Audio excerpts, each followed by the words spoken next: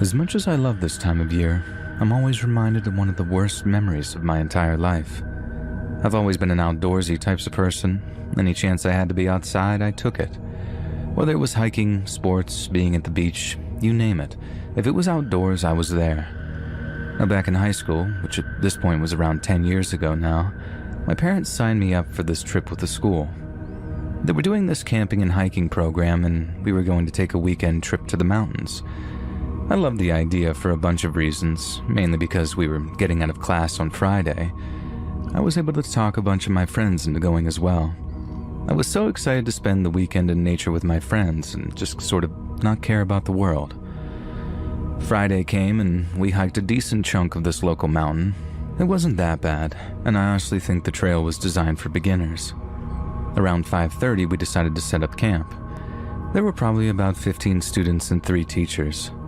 The first night, my friends and I, who were all sharing a tent, got in trouble by one of the teachers. There was a strict lights out policy by 10 p.m. and we were still very awake and active at that time. One reason why I was able to convince my friends to go was not just the no school thing on Friday, but because we could play with our Nintendo DS's in the tent. Pokemon X and Y versions had just come out and we were all playing together. And if you can't guess, we were very loud playing the game and the teacher made us turn them off. We were upset but listened to them, and I didn't sleep well that night. I could hear all kinds of noises outside of the tent. It could have been an animal, but I thought it was the teacher checking up on us throughout the night. The next morning, I was exhausted, but once we got hiking, I got into a groove and felt pretty good again. During the day, one of my friends suggested that we sneak out of the tents at night. I didn't love the idea because I hated breaking the rules, but I just really wanted to play my new game with my friends. Nightfall came once again, and we told everyone that we were hitting the sleeping bags early. It was around midnight, and I was nearly asleep when my friends woke me up to sneak away. I was groggy for a little while, but the thrill and excitement woke me up eventually. I did realize how stupid it was to sneak out in the middle of the woods at night, but I didn't think about it like that. My logic was that we weren't doing anything that bad or illegal, so the repercussions wouldn't be too severe. We walked a good distance away from the camp so we wouldn't wake anybody up. Most of us had a nearly full charge on our DS, so we said that we'd play until the DS's died and then we'd head back. The first 30 minutes were great. I felt like I was making an awesome memory that I would cherish forever. Unfortunately for me, I was about to make a memory that I would remember forever, but for all the wrong reasons. After that first 30 minutes, we heard rustling in the trees, and we all froze. My first thought was maybe a bear, and I was terrified. I didn't know what I would do. A few seconds later, a person emerged from the trees. It was jarring and unexpected, and honestly just weird. He didn't look at us, and he didn't say anything. We were all sitting on some tree branches, sitting in an almost semicircle, and the strange man sat in our circle. The man looked to be maybe in his 40s. He was an average build with mostly dark hair that was slicked back. He was clean shaven, but most notably he seemed to be wearing some pretty nice clothes. I will say that it was pretty worn and dirty, but it was still a pretty nice outfit for a strange man in the woods. None of us said anything, and we kind of just looked at each other, almost paralyzed. We didn't say anything to the man either. He just sat there on the tree stump, essentially looking down at the ground. We all looked at each other and silently agreed to just get up and make our way back to the campsite. We silently counted to 3 and stood up. And as we stood up, the man stood up as well, but still stayed completely still. He didn't look up yet, and he didn't seem to be hostile. It was almost as if though he was sort of just mirroring our movements. His standing up was the final straw for us, though. We freaked out and decided to run as fast as we could back to the campsite. I started, and everyone followed. I looked back a few times, and I could see that he was lightly jogging after us, at least I think. And this was one of the worst things I'd ever seen with my own eyes. This sort of just emotionless man in the middle of the woods, seemingly chasing after us but not really trying at the same time. And his lack of emotion, even when chasing, was just so disturbing. He never seemed to sprint, and thank God we were able to lose him. At least, we thought we did. We zipped our tents quietly, and we all agreed to not tell anybody. I don't know why. We were stupid when we were kids, and we were just scared that we might get in trouble. We stayed awake the entire night, jumping at every little tree branch snapping and wind gusting. We had never been so happy to see the light of the morning. We hiked out of the woods that afternoon and never saw the man again. Since we're now safe, we figured that we would still never tell the teachers about what happened. We didn't get caught for sneaking out, and we never got hurt by that weirdo in the woods. I wanted to tell someone, but one of my friends talked me out of it. Basically, if I got in trouble, all of us could have gotten in trouble, so they thought it was best to just sort of sweep it under the carpet. And I guess I'm lucky nothing worse happened.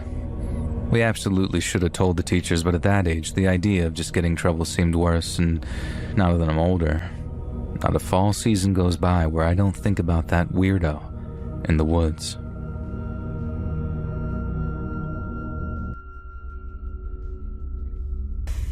Hey guys, thanks so much for all the support. If you haven't subscribed to the channel yet, please feel free to do so. This incident happened when I was visiting West Bengal, which is a state in one of the South Asian countries, India. Being new to this place and English being my first language, I couldn't understand what most of the folks there were saying, and nor were they able to understand me. There were a few young people who knew how to speak English, but my southern accent was not that much of a help. So when I was talking to this young guy, I don't know what part of my speech or accent went wrong on his ears while asking about the most flaunted regions of the state, but he looked a bit shocked as if he wasn't expecting that from me. I remembered being in Darjeeling at the time, which was a beauty all on its own. Despite being a guy who travels to a lot of different countries, I had never seen such a breathtaking scenery before. I don't mean to offend anybody, each country has its uniqueness, but those who have been there before would be able to understand what I'm trying to say here. Anyway, when the guy gave me directions of what seemed to be a hill situation, I figured he may have misgotten what I had asked him. Instead of taking me a taxi or any other mode of transportation, I decided to hike to the place. I was confident that I'd be able to withstand the journey. It took me about 8 hours to reach there, and when I did, I was met with a young-looking guy wearing a white shirt and gray pants. He introduced himself as Raj and asked me if I needed a guide since he was one. After walking straight for 7 hours and 45 minutes, my confidence had taken a bit of a toll, so I decided to give him a chance and accepted him as my guide. There were a few problems with understanding his pure Indian accent, but he seemed fluent in the language itself, so it was better to have someone like him alongside me if I needed to engage in a conversation with another Indian. I was thirsty and hungry. He also started to take me over my senses, so I told him that he would move forward after I quenched my thirst and fill my belly. He nodded in response and went off to somewhere where I took a nice spot to eat whatever I'd bought up. I took out potatoes stuffed thick tortillas that I bought earlier and started eating them. Felt too spicy for my taste, but I still loved the combination of flavors mixed in this. I took out one of the bottled waters and emptied its content in my stomach. When I was done eating, I rested a bit before walking any further. About a half hour later, Raj came back and asked if I wanted to look around. I was still tired, but since I didn't want to waste the young boy's time any more than I had, I got up and started following. He started walking me into the woods and telling me about many historic things about the place that I found quite interesting. As we were walking further, I couldn't help but take notice that I hadn't seen a single soul besides this guy ever since I stepped foot there, so I asked him why there weren't people around the area. It's because they're scared to come this time around. I felt the wind being weird as he said that, along with his pace getting slower, but thinking it was just my imagination, I asked him, "What's so scary?"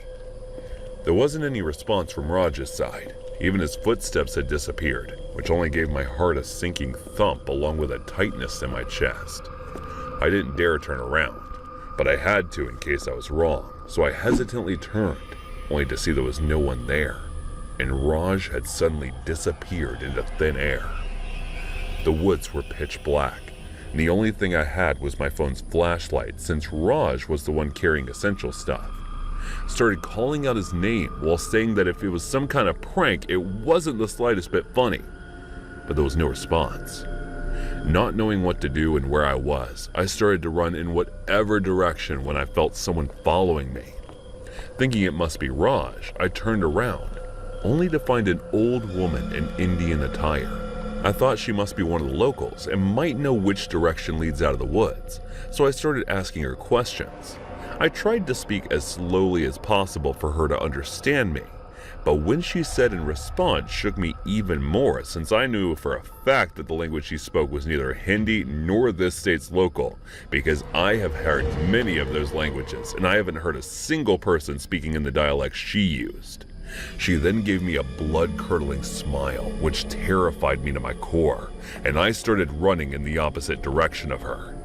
Luckily, I was able to run out of the woods and stumble across the same guy who told me about Dow Hill this morning.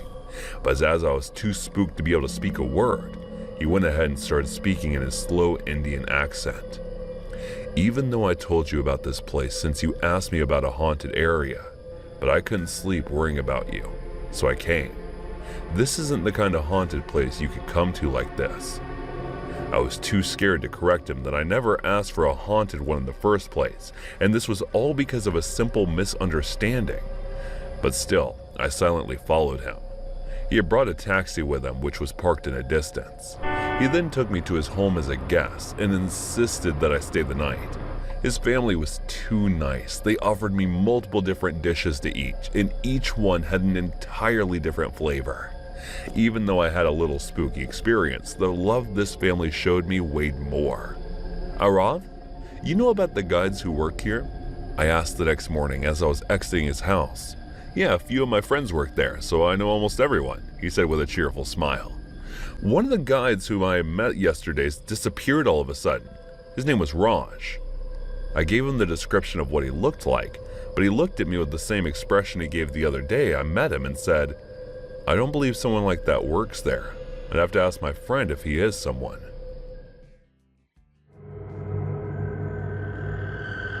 I used to work for the Chico County Sheriff back in the mid-90s. Chico really in the middle of nowhere, the poorest place in the entire state of Arkansas. But when I was a deputy, there was never more than about 10,000 people in the entire county. It was and still is the kind of place that people drive through without a second thought. But I thought about Chico a whole lot. I think about it every day. Sometimes it's all I can think about, no matter how much booze I sink or how many pills I take. And back in the fall of '96, Chico started to become flooded with a kind of low-grade crystal methamphetamine that was called crank or biker meth. High-grade meth forms crystals, hence the name, but the low-quality stuff is just a powdery white substance that can burn up the user's throat because of the stuff it's cut with. We were finding that junk everywhere. It was decimating the poor folks out there. It was in the schools and the bars, even in the churches. We arrested this one kid who'd been awake all weekend and had sat there twitching in the pews until the collection plate came around. Didn't even care that people saw him take the money either, and was too messed up to even have any means of a getaway. Violent crime skyrocketed in the space of about 4 months. Things were getting out of control. We were picking up tweakers from all over that were making pilgrimages to Chico just to spend their money on the cheapest, dirtiest crystal we at the department had ever seen. I put cuffs on guys from Louisiana, Texas, Mississippi, Alabama, even as far away as Indiana. The county sheriff even got a call from the governor, who demanded something be done about it all. And as you can imagine, all that fecal matter rolled straight downhill. But we had no idea where this stuff was coming from. Anyone we picked up for selling wouldn't talk about who they got it from, no matter what we threatened them with. And they were like crystal commandos. And from my experience, that's just not like tweakers to cover for each other. They'll do anything to stay out of jail, because it usually means a forced detox. But these dealers, they kept their mouths shut. Like they were full-blood mafia, like Crystal Nostra or something. Like they were more scared of the guy selling it to them than they were of us. We bagged one guy with 6 pounds of the stuff, and it was me that drove him over to the county for booking. Afterward, I went back to my car, and there was all this might have caked onto the floor and into the back seats, my cruiser. I mean, it was everywhere. I smelled real bad, and I was livid that he had made such a freaking mess. But then it hit me. All that mud had come from somewhere, right? By the looks of it, we managed to bag the guy just as he gotten the re-up from his connection. So wherever the sky just came from was muddy, real muddy, like maybe somewhere out near the Mississippi or one of the lakes out here in Chico. I decided to take a drive just to see what I could see. Maybe a little walk to have a feeling took me besides. What's the worst that could happen? I found our crystal cooks and brought them in for the big win. Well, as it turns out, that actually was the worst thing that could happen afterwards. I never be the same again. I spent a lot of time fishing with my pa when I was a kid. That's pretty much all there was to do in Chico, a county of over 40 separate lakes and reservoirs, and I've been to almost all of them. Most of the shorelines are shale or sandy soil, but one particular shoreline is pure mud when you're going to lose your shoes in if you don't have the foresight to wear rubber boots. And it has the infinitely creative but descriptive name of Mud Lake. And it was Mud Lake that I decided to take a drive to that afternoon. The lake itself isn't too popular with fishermen, not unless you're looking for some monster catfish, and those things can be much more trouble than they're worth reel in. So has some trace in the edge of his own foot. I thought it was pretty strange to see a trail of smoke wafting up through some trees around the other side. I mean, was faint, real faint, and maybe if the wind had been blowing just a little, I didn't never seen it at all. But it was eerily still that day and just as quiet. It took me about 20 to 30 minutes of walking, but I traced the edge of the lake, right around to the rough area, could see the smoke. The closer I got to the source, the more I began to smell this disgusting, putrid stench, almost like a mix of rotten eggs and cat urine. I almost noticed that patches of what would have otherwise been healthy plant life had started to die, like whatever I was closing in on was death itself. How no life could survive near it. I thought about turning back a few times, but eventually came across when I was only described as a suit, use of wood panel and corrugated iron shacks. I know I should have called out to see if anyone was home or announced myself as a deputy and demand that whoever was inside should come out.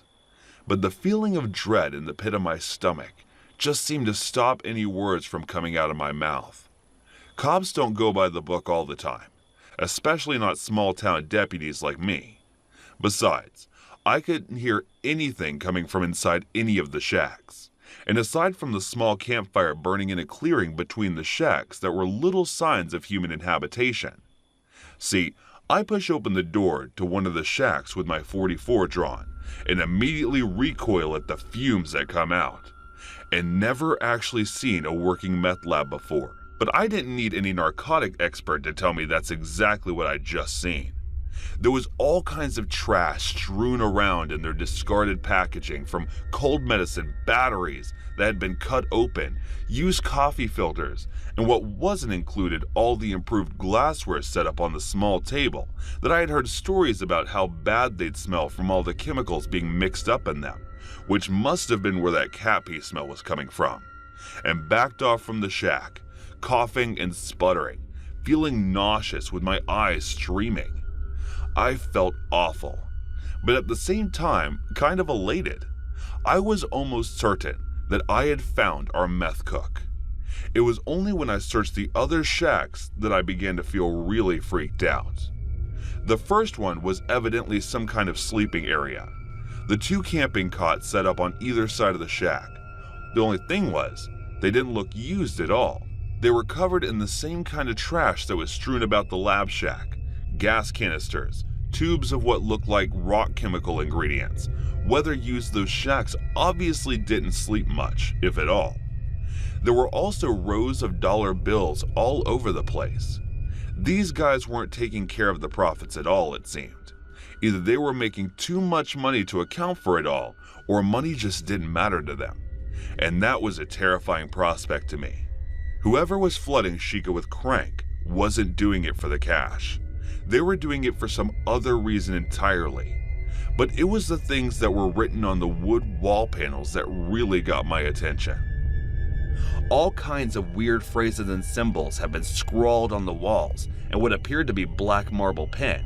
Stuff and chicken scratch handwriting so bad I could barely make any of the words out that were interspersed with skulls, difficult looking things, and little black stars. I backed out of the second shack and went to check on the third, which was by far the worst one of all. There was another rotten smell coming from behind a flimsy wooden door, but this one was from something very different to a meth lab.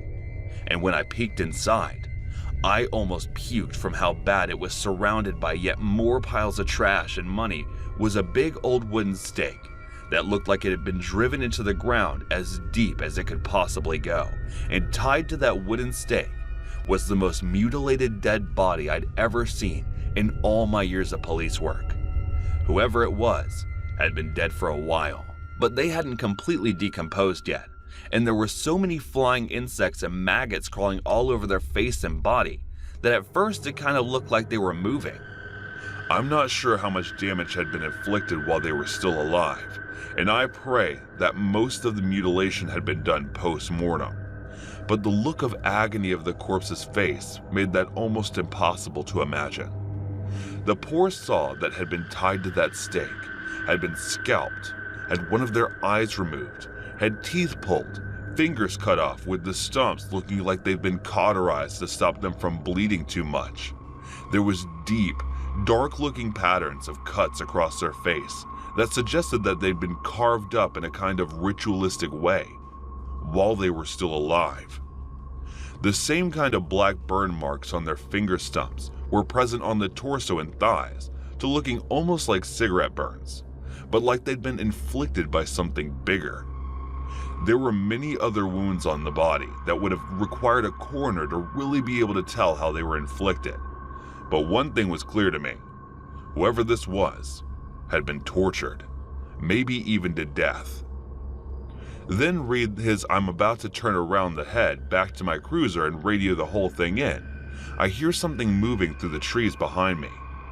I spin around to see the filthiest backwoods monster I'd ever seen, just walking through the trees in nothing but boots, a pair of urine-stained white briefs, a shin holster with what looked like a hunting knife tucked into it, and a gas mask. He had some kind of AR variant slung over his shoulder too, but luckily I had my .44 trained on him before he could react and reach for it.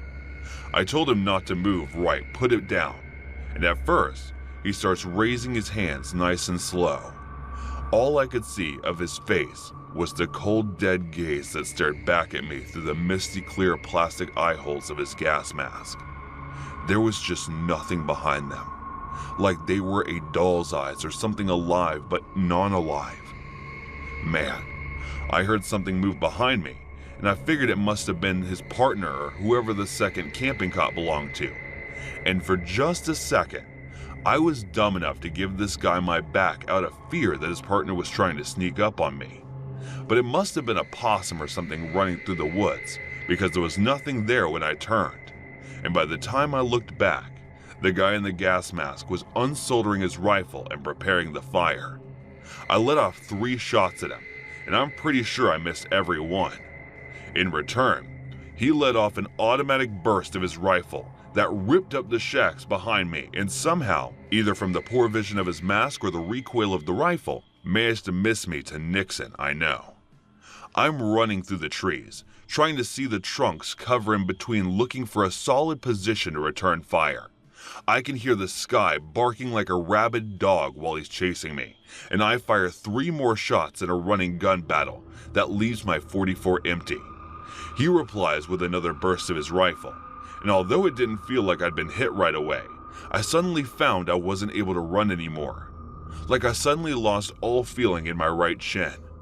A human makes this mudded whipping sound like he must have seen me go down and realized one of those shots that hit the mark. But from the lack of follow-up fire, I figured that he too must have been out of ammo. I didn't see any spare magazine on him, and he was half naked after all. But he didn't have the knife on him, and I could hear him hollering about how he was going to use it on me as he took off after me through the trees.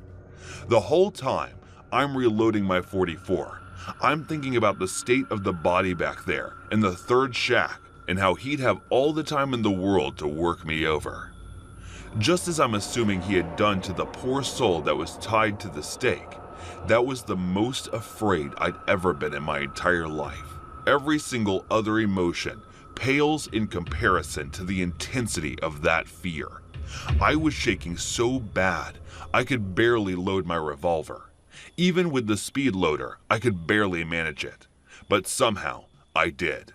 Rolling once my back and aiming just in time to see the monster coming through the trees, me with his knife in hand, I pull all 6 bullets into him, and then watch them collapse into the dirt like a sack full of rocks. It wasn't over though. I still had to crawl back through the mud and the blood to my cruiser, and I had to sneak past the cook's dead body in order to do so. The whole time I'm crawling past him, I was expecting his eyes to just open suddenly like a horror movie or something, for him to roll onto my back and plunge that hunting knife into my neck. While I was trying to crawl away, every second was drawn out of my heart racing as I tried to keep one eye on the guy and one eye ahead of me. But he didn't wake up. No one just gets up after taking 644 slugs to the chest. I was retired on medical grounds not long after. Doc said the bullet that hit me fractured when I hit the shin bone, and there's been a piece of lead still stuck in my right leg ever since, meaning I now walk with a permanent limp. But that's just the physical scarring of what I went through that day. Sometimes, I think the mental after effects have been way worse. I barely slept a wink for months, and if I actually did manage to drift off after drinking myself into a stupor, the nightmares would be enough to have me waking up screaming, having soaked the bed sheets with cold sweat. I got so bad that my wife couldn't sleep in the same bed as me until hours upon hours of therapy sessions gave me some small measure of closure. I thought for a while she might divorce me, because the man that came back from Mud Lake just wasn't the same as the one that drove out there. I'm doing much better now. Me and the wife are still strong together, and we live down in Florida quite comfortably thanks for the compensation I got from the government. I got a Medal of Valor from them for something most guys would keep on display somewhere, but I keep that thing locked away in a drawer. I figure maybe if I write something like this, it might help process what happened back at Mud Lake, thinking that it might help me get past it. My therapist thought it might not be a good idea, and I told him I'd rather just forget. But I know that it's not possible that the memories of Mud Lake will stay with me until I'm as dead as the cook in his gas mask.